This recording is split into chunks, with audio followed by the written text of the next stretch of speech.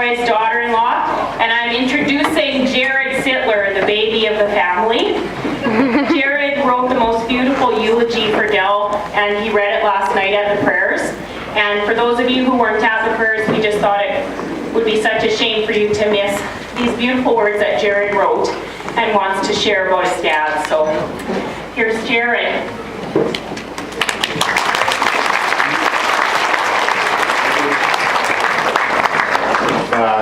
I just want to apologize. Anybody who was at prayers last night, they're with me. I apologize, but it's nice to have an audience who's been through it. You know when to clap, right? You know when to laugh. There's some appropriate moments for all these. So good afternoon, everyone. Again, I'm Jared. I'm the baby. I'm 36 years old. And I'm always the baby. I'll always be the baby. I'd just like to start by saying on behalf of my mom, Faye, the rest of my family, myself, welcome to everybody. And thank you for joining us here today and remembering Papa Del, as he was affectionately known. It's always a sad time when we have to say goodbye to someone like Del. And needless to say, everyone mourns in their own unique and personal way. But today has been exactly 1 week since Dad left us, November 1st. And everyone has taken that week to mourn, and that is important.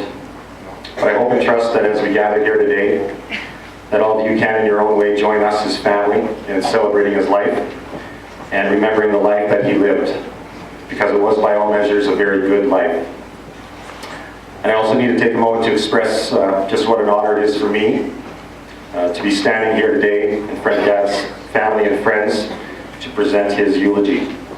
I never thought that I'd be granted this opportunity.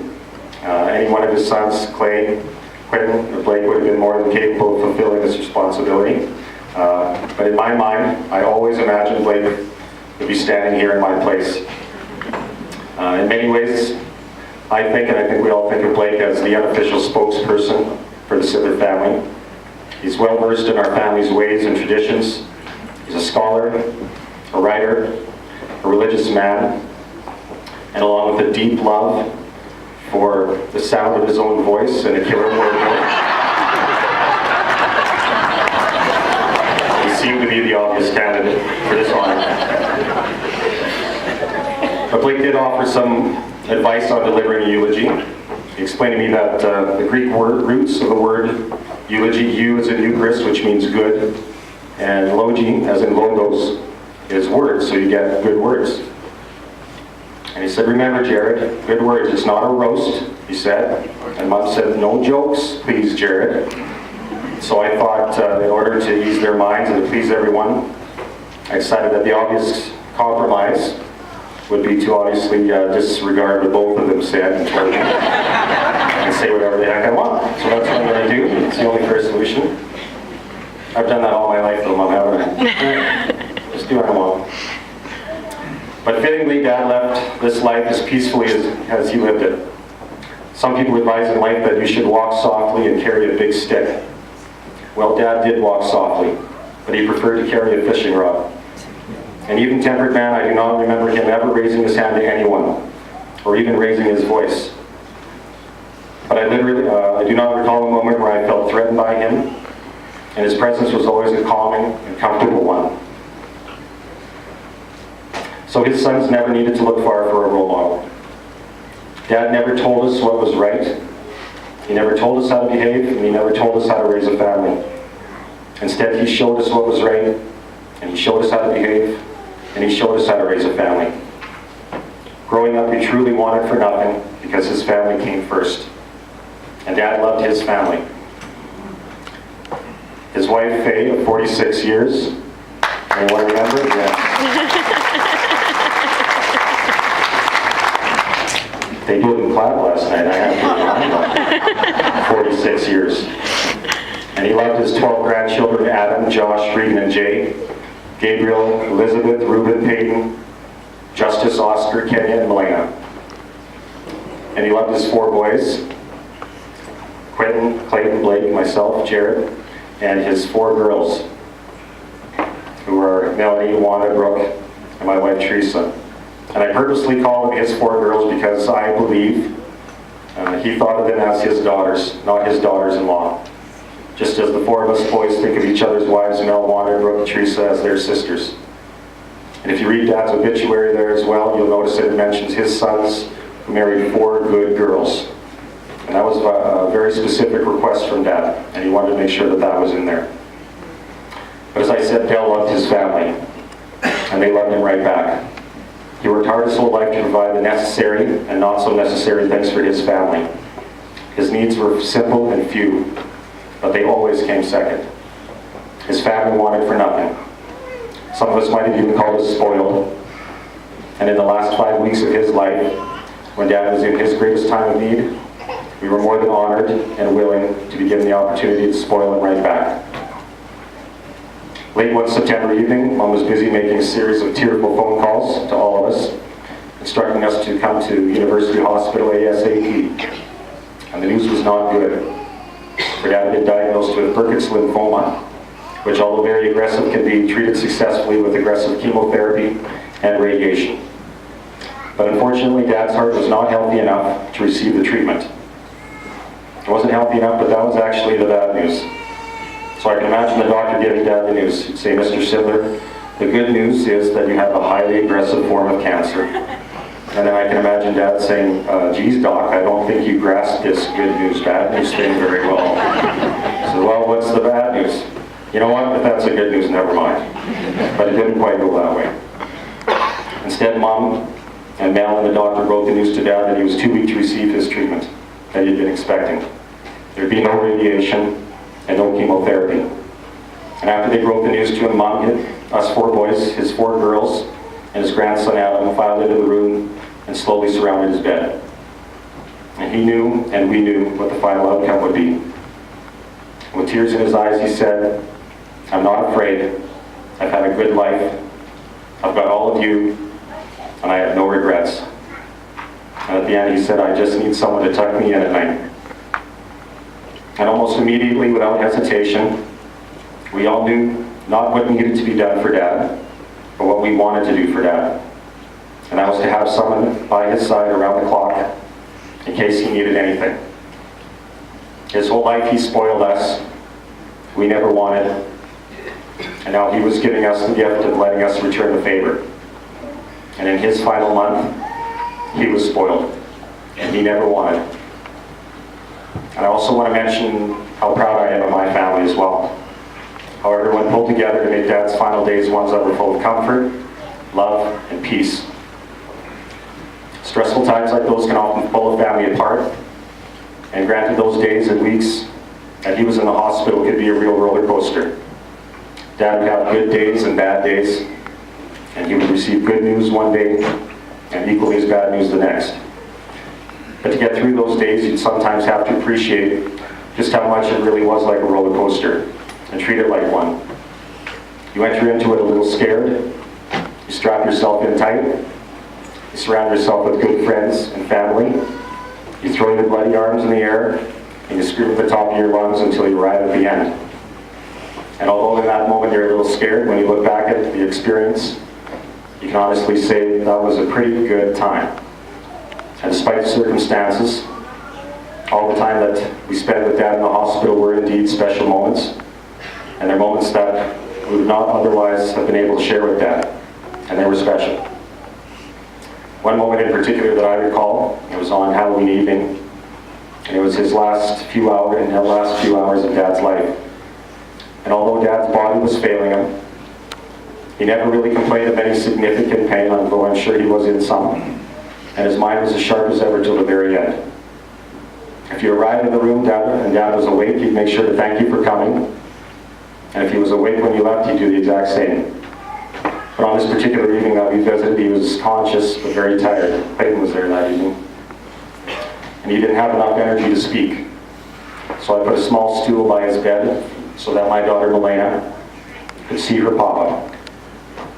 And lying back with his eyes closed, he reached out his hand. And I said, "Milena, I think Papa wants to shake your hand." So she stuck her little finger in his partially closed hand, and he began gently squeezing it really quickly until she snatched it away, giggling. Then she'd slowly sneak her little finger closer and closer into his hand until he'd feel it, And then he'd chase that little finger around until she snatched it away giggling. Too tired to talk, but not too tired to play. But he always enjoyed company in his room. And I thank everybody who did come and visit, who had an opportunity to visit Dad, because he loved having people in his room as well. He'd always perk up a little bit whenever somebody new came to visit. Even when he was too tired to carry on a conversation, he was always comforted just by having people visiting in the room. And on one of his last days, my mom was there every day. Mom was leaving the room for home, and Dad thanked her. And in true mom fashion said, "Thanks for what? I don't do much." And Dad said, "I just like hearing your voice in the room." And I think that surprised Mom a little bit. Can you imagine after 46 years of marriage, a husband wants to hear his wife's voice?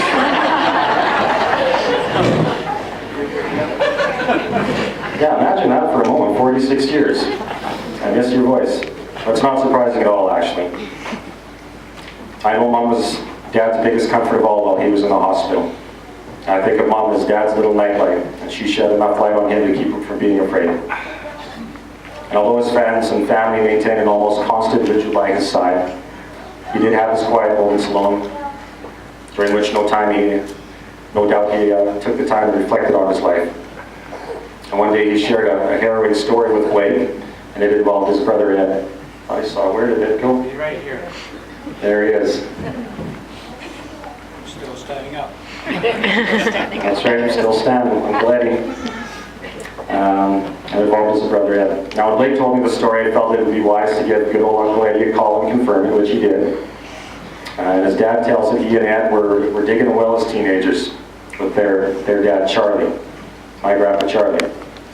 The boys would take turns being lowered down in the well with a rope and a cream can. And the boy in the well would fill that cream can with sludgy earth, and the other would haul it up with a rope. Well, Ed hadn't been down there very long, but he was undoubtedly hot and tired.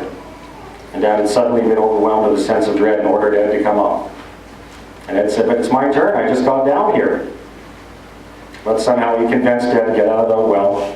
And no sooner did Dad and Charlie hauled him out of that rope, which was now 25 feet deep, did the whole well collapse on itself.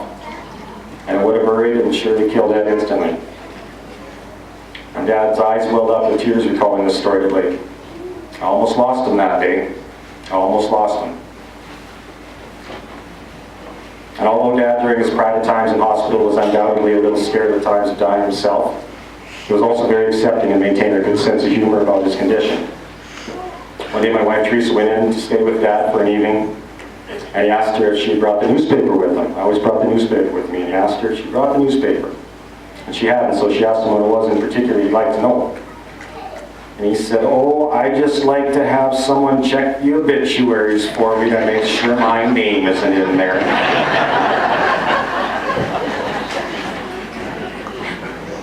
But at the top of Dad's list of loves was farming, next to his family. And although Dad spent some of his younger years working for the municipality, building and maintaining roads, as well as some time mining in Thompson, Manitoba, it was farming that was one of his greatest sources of pride. It's what made Del Del. And I don't know if the farm needed Dad most or if Dad needed the farm most, but it doesn't really matter. It was a match made in heaven. And I know for a fact that he felt his greatest achievement was having his boys take over the farm and continue the tradition that his father Charlie began. Dad liked nothing better than spending his time out in the field with his boys. And even though Dad retired years ago, he never really retired. He couldn't help but sneak out to the farm to help during harvest at any chance he could. Blake asked him one day in the hospital, "What do you think about, Dad, when you're lying here alone in your room?" And he answered, "I think mostly about the harvest. The good years and the bad years. This year was one of the best. That was one of the best harvests I've ever seen. And it'll probably be my last." And he was right. But even though Dad may never drive another combine or seed another crop, his memory will always serve as the driving force behind Sittler Farms. And obviously, when I think of farming, I think of Dad. And I think when I think of Dad, with all due respect to Clay and Blake and myself even, I think of Quinn. Because there's no doubt that there's a physical likeness, but that's just a small part of the resemblance. Dad and Quentin are both firstborn sons, father of 4 boys. They have grain in the veins, pillars of the community, quiet, strong, and someone to be emulated in his work ethic, commitment to family, community, and church. Quentin really is a chip off the old block. On the day that Quentin took on the responsibility of running his own farm and carrying on his father's legacy, that's the day that he fulfilled his dad's dreams. And it has helped shape Quentin and Mel's family into what it is today. What I'll do is I'll read you one of the entries in Dad's hospital journal book that family and friends would write in, and this one is that their son Adam wrote on October 4th. He says, "School has been hectic. I wish all I needed was mechanical know-how like yours to get through it. I'm really proud to be raised in a rural community, especially knowing that our family was a pioneer in new farming techniques. It was through your guidance, perseverance, and knowledge that allowed me to live a life with my parents that I'm very grateful for. You left a wonderful legacy, one to be admired by all." And I think that's well put on. To have an impact like that on your children, let alone your grandchildren, is a wonderful and special thing. And I pointed this out to Adam last night, that he's the first son of a first son of a first son of a first son, which is a pretty special thing. You're in very good company there, Adam. But as Blake pointed out to me recently as well, we'd always have to kick Quentin out of the hospital room when someone else came to relieve him. And when Dad died, a little bit of Quentin died with him, we think. And as long as Quentin continues to farm, a little bit of Dad will always be with him. But Dad also loved hunting. And he did a lot of it over the years with his son, mostly with his son Clay. To name a few others: Ed Peck, Les and Bob Gillespie, Elton Fortman, Clark Rakowski, Noel Buxton, Tom Mutton, Paul Kabelski, Alvin Schaffhauser, Schmitty Dick, and the Lineweber boys from St. James, Minnesota, just to name a few. When Dad went hunting with his buddies, they wouldn't just rent a hotel room. They'd rent the whole floor, literally. They'd rent the whole floor for everybody to go and have a good time together.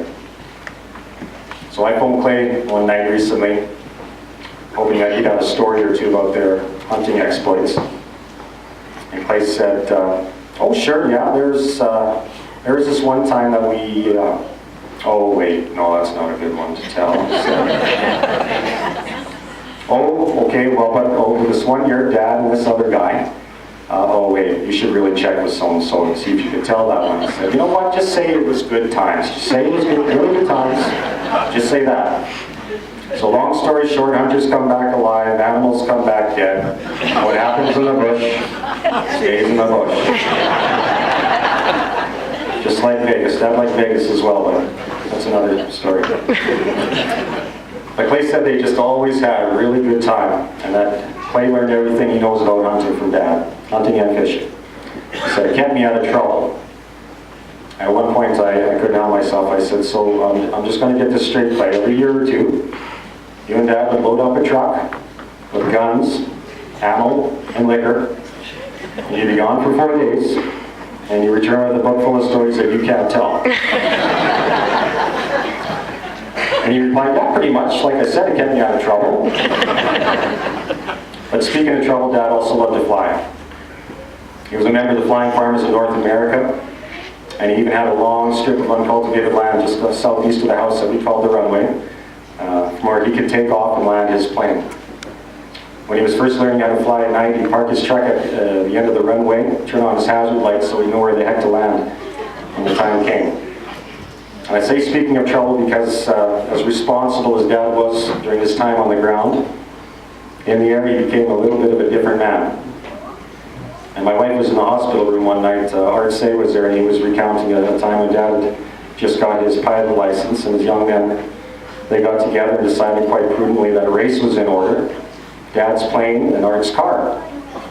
So not being a pilot myself, I'm still pretty sure that a standing start would have been impossible for Dad, so I imagine Art got up to speed, and when they were neck and neck, they both just punched it. And Art recalls it being a very tight race. He didn't say who won. I don't think he wanted to embarrass either one of them, but he said it was a very tight race. But Dad would also take us up flying as kids.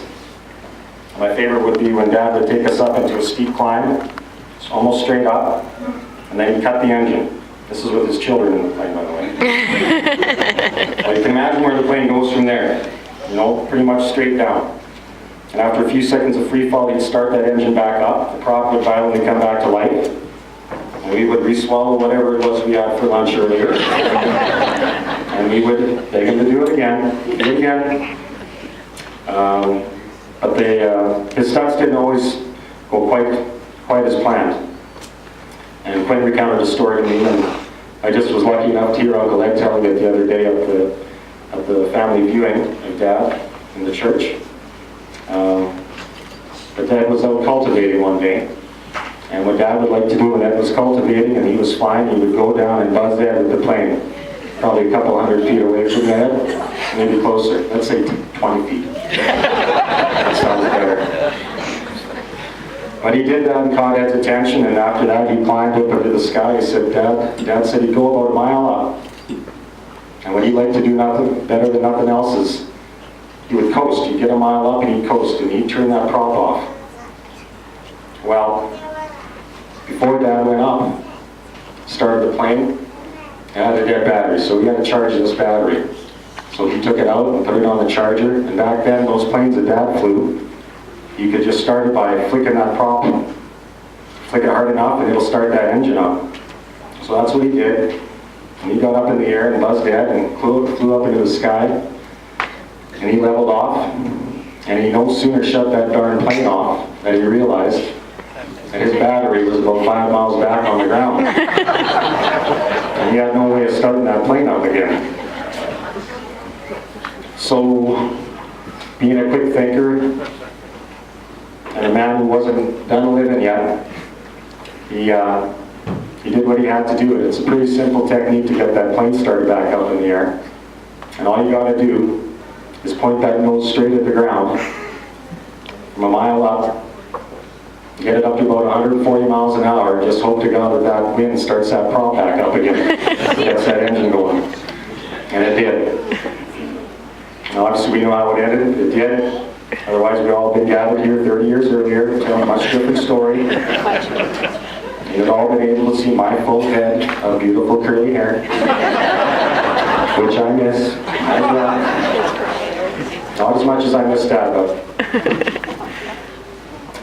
but Dad used his flying for much more noble purposes as well, such as helping neighbors find everything from stray cattle to stray children as well. And he'd also use that plane while hunting, pointing out to his hunting buddies where the moose were. Isn't that right? Another one of Dad's favorite things in life was fishing. And he'd fish all over Pelican Narrows, Keeley, Tobin, Chittacanoe Lake, and Walston Lakes. And he enjoyed the friendships. Fishing buddies like his boys, all of his boys got to go fishing with him. Phil Wander plays father-in-law. Paul and Jerry Kowalski, just to name a few, not to leave anyone out. And he always appreciated being outdoors. And to Dad, it was almost a religious experience. Blake told me about one beautiful afternoon at Chittick Lake. He was fishing north, and they were overlooking a bright sunny bay. And Dad looked to him and said, "How can anyone see something like that and say there isn't a God?" And Blake told me he's really going to miss those fishing trips. And we all will. But I was lucky enough this last summer to go on his last fishing trip with him, with Phil and Clay at Chittick Lake, and I had a great time. I'd not been fishing in many years, and when Dad asked me to join him, I was really excited. And there's 3 days of late nights, early mornings, big breakfasts, playing cards, drinking beer and rum, eating Phil's enormous steaks, and in between all that, we found a little time to go fishing. And the first day, it was a beautiful day. We loaded up the boat, headed out in the middle of the lake. And this story for me pretty much sums up Dad's personality and the way he lived his life. We got out to the middle of the lake, 4 of us fishermen, and only 3 fishing rods. We were out for about an hour or so, and Dad wouldn't take this fishing rod that I had. I offered to him so many times, you and I thought I was getting annoyed, but he wouldn't take it. And he knew I hadn't been fishing in a long time. So Dad, I was going to fish. And that's just one of the things I learned from Dad. Putting others first, having some humility. And for some reason, when I think of Dad, I always liken his life to that of him arriving at a large banquet like this. Upon arriving, Dad would choose a seat which he felt nobody else would want. and sit there happily until someone came up behind him, tapped him on the shoulder, and asked him to join them at the head table. Dad loved and appreciated his lot in life, knew he was blessed, and never asked any more out of life than he put in it. And when Dad passed away in the early morning hours of November 1st, I know for a fact that as he waited to meet his Maker, he chose that chair nobody else wanted and sat there happily. And I know it wasn't long before he felt that tap on his shoulder and was asked to join the head table. So rest in peace, Dad. Thanks for everything. And thank you all for coming here today. And Dad would want us to eat. Okay? So I think we can